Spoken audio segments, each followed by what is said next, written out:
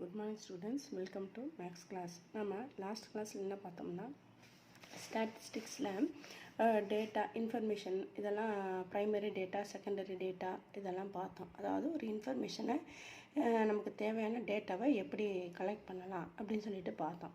இப்போது கலெக்ட் பண்ண டேட்டாவை எப்படி ஒரு டேபிள் ஃபார்மில் கொண்டு வரது அதுதான் இப்போ பார்க்க போகிறோம். டேட்டா இன் டேபுலர் ஃபார்ம் பாருங்கள். To make the given data easily understandable, we tabulate the data in the form of tables or chart. அதாவது நம்ம கலெக்ட் பண்ண டேட்டாவை ஈஸியாக மற்றவங்க அண்டர்ஸ்டாண்ட் பண்ணுறதுக்கு ஒரு டேபிள் ஃபார்ம்லேயோ இல்லை சார்ட் ஃபார்ம்லேயோ அதை என்ன பண்ண போகிறோம், கொண்டு வர போகிறோம். டேபிள், அந்த டேபிள் it has 3 columns. அந்த டேபிள் போடணும் இல்லையா, அதுக்கு எத்தனை காலம் தேவைப்படுதுன்னா 3 columns. அதில் ஒன்று variable or class, second tally marks, third one frequency. சரி, இந்த 3 இதுவாக பிரித்து நம்ம டேபிளை போடணும். சரி, ஃபஸ்ட்டு வேரியபிள் ஆர் கிளாஸ் அப்படின்னு என்ன பார்ப்போம். Arrange the given data from the lowest to the highest இந்த first column under the heading variable or class. அதாவது ஃபஸ்ட்டு காலம் வேரியபிள் ஆர் கிளாஸ்ன்னு பிரிச்சுக்கணும். அதில் என்ன அது கொடுத்துருக்காங்கன்னா, நம்ம கலெக்ட் பண்ண டேட்டாவை லோயஸ்ட்லேருந்து ஹையஸ்ட்டுக்கு அந்த காலமில் ஃபஸ்ட்டு மார்க் பண்ணிக்கணும்.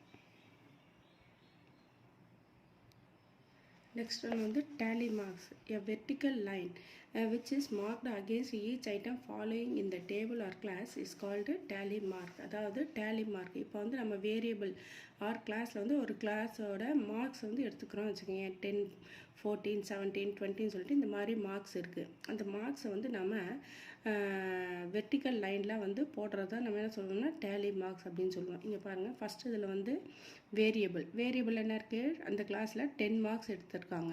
10 மார்க்ஸ் எத்தனை பேர் எடுத்திருக்காங்க, 3 மெம்பர்ஸ். அப்போது 1, 2, 3. அப்போது அந்த வேரியபிள் கிளாஸுக்கு பக்கத்தில் வரக்கூடியது டேலி மார்க்ஸ். அடுத்தது frequency, the number of terms and observation occurs in the given data is called the frequency of the observation. observation என்ன, நம்ம கிளாஸில் அந்த ஸ்டூடெண்ட்ஸோட மார்க் குறிச்சிருக்கோம் இல்லையா, அதுதான் இங்கே நம்ம அப்சர்வேஷன் சொல்கிறோம். அந்த observation the number of times, அந்த 10 மார்க்ஸை எத்தனை பேர் எடுத்திருக்காங்க அதை தான் என்ன சொல்லணும்னா ஃப்ரீக்வன்சி. 10 மார்க்ஸை எத்தனை மெம்பர்ஸ் எடுத்திருக்காங்கன்னா 3 ஸ்டூடெண்ட்ஸ் எடுத்திருக்காங்க. அந்த 3 ஸ்டூடெண்ட்ஸ் நம்ம டேலி மார்க்ஸில் 1, 2, 3ன்னு சொல்லிட்டு வெர்டிக்கல் லைனில் போடணும். அதை நம்ம ஃப்ரீக்வன்சியில் எழுதும்போது நம்பர்ஸில் கொண்டு வரணும். புரியுதா? 10 மார்க்ஸ் எடுத்திருக்காங்க. 10 மார்க்ஸ் 3 ஸ்டூடெண்ட்ஸ் எடுத்திருக்காங்க. அந்த 3யை நம்ம டேலி மார்க்ஸில் 1, 2, 3ன்ட்டு வெர்டிக்கல் லைனில் போடணும். அதே மாதிரி 14 மார்க்ஸ் எத்தனை பேர் எடுத்திருக்காங்க, 5 ஸ்டூடெண்ட்ஸ். இப்போ 1, 2, 3, 4, 5ன்னு சொல்லும்போது கிராஸாக ஒரு லைன் போட்டுருணும். அடுத்தது 17 மார்க்ஸ் எத்தனை பேர் எடுத்திருக்காங்க, 8 ஸ்டூடெண்ட்ஸ். அப்போ 8ன்னு சொல்லும்போது 1, 2, 3, 4, 5. 5க்கு ஒரு ஸ்லாஷு, 6, 7, 8. அடுத்தது 20 மார்க்ஸில் எத்தனை பேர் எடுத்திருக்காங்க, 4 மெம்பர்ஸ். அப்போ 1, 2, 3, 4. இப்போ டோட்டலாக அந்த கிளாஸில் எத்தனை பேர் இருக்காங்கன்னா 20 ஸ்டூடெண்ட்ஸ். இங்கே ஆட் பண்ணி பார்த்துக்கணும். 3 + 5 8, 8 + 8 16, 16 + 4 20. அப்போ டோட்டலாக 20. இந்த 20 ஸ்டூடெண்ட்ஸில் யார் யார் எவ்வளோ மார்க் எடுத்துருக்காங்கன்னு சொல்லிட்டு நம்ம அந்த டேட்டாவை டேபுலர் ஃபார்மில் கொண்டு வரோம். இதுக்கு பேர் தான் ஃப்ரீக்வன்சி டேபிள். இந்த டேபிளுக்கு பேர் ஃப்ரீக்வன்சி டேபிள். அதை 3 காலமாக பிரிச்சுருக்கோம். சரி, அடுத்தது range, the difference between the largest and the smallest value of the data given. 5, 15, 10, 7, 20, 18 are the data. Then the range is equal to 20 minus 5 equal to 5. இப்போ அந்த கிளாஸில் ஹையஸ்ட் மார்க் எவ்வளோன்னு பார்க்கணும். ஃபஸ்ட்டு எவ்வளவு, 20. Lowest mark 5. இந்த ரெண்டுத்துக்கும் உள்ள difference தான் என்ன சொல்லணும்னா ரேஞ்ச். அதே மாதிரி இங்கே பாருங்கள், இந்த டேபிளர் ஃபார்ம் போடும்போது ஃபஸ்ட்டு லோயஸ்ட் மார்க்லேருந்து ஹையஸ்ட் மார்க்குக்கு போகணும். இந்த மாதிரி தான் இந்த டேபிளை க்ரியேட் பண்ணணும். From the table we understand that 3 students got 10 marks, 5 students got 14 marks and so on. அப்போ இந்த டேபிள் நமக்கு என்ன தெரியுதுன்னா 10 மார்க்ஸ் எத்தனை பேர் எடுத்திருக்காங்க, 3 students. 14 marks 5 students. 17 marks 8 students. அடுத்தது 20 மார்க்ஸ் 4 ஸ்டூடெண்ட்ஸ் எடுத்திருக்காங்க. நம்மளால் ஈஸியாக ஐடென்டிஃபை பண்ண முடியும். அடுத்தது ungrouped data or discrete data. இப்போ டேட்டாலேயே வந்து ungrouped dataனா என்ன, discrete dataனா என்னன்னு பார்க்கலாம். And ungrouped data can assume only whose numbers under exact measurement. Ungrouped dataனா எல்லாமே நம்பர்ஸில் அசியூம் ஒன்லி நம்பர்ஸில் மட்டும் தான் நம்மளால் அசியூம் பண்ண முடியும். அந்த எக்ஸாக்ட் மெஷர்மெண்ட்டு கரெக்டான மெஷர்மெண்ட்டு சொல்ல முடியும். These are the data that cannot have a range of values. இதில் வந்து ரேஞ்ச் வந்து நம்ம சொல்ல முடியாது. A usual way to represent this is by using bar graph. அப்போது ungrouped டேட்டாவை நம்ம எதன் மூலியமாக கொண்டு வரலாம்னா பார் கிராஃப் மூலியமாக கொண்டு வரலான்றாங்க. Example, the number of teachers in a school, the number of players in a game.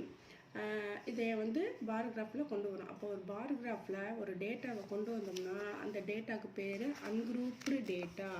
புரியுதா? Ungrouped data. அடுத்தது குரூப்டு டேட்டா. குரூப்டு டேட்டானா என்னென்னா A group data is any value within a certain interval. ஒரு இன்டர்வல்குள்ளே அதை கொண்டு வர முடியும். இதை குரூப்டு டேட்டாவை. The data can take values between certain range with the highest and lowest value. இப்போ வந்து ஒரு ரேஞ்சுக்குள்ளே கொண்டு வர முடியும்னா அதில் வந்து ஹையஸ்ட் வேல்யூவும் இருக்கும், லோயஸ்ட் வேல்யூவும் இருக்கும். இதில் குரூப்டு டேட்டாவில் continuous data can be அதாவது continuous டேட்டாவும் சொல்லலாம். can be tabulated in what is called a frequency distribution. they can be graphically represented using histogram.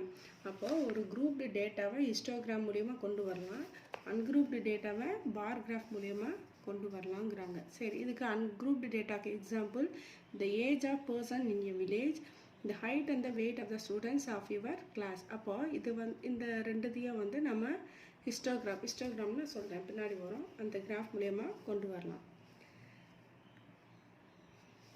அடுத்தது ஃப்ரீக்வன்சி டிஸ்ட்ரிபியூஷன் டேபிள்.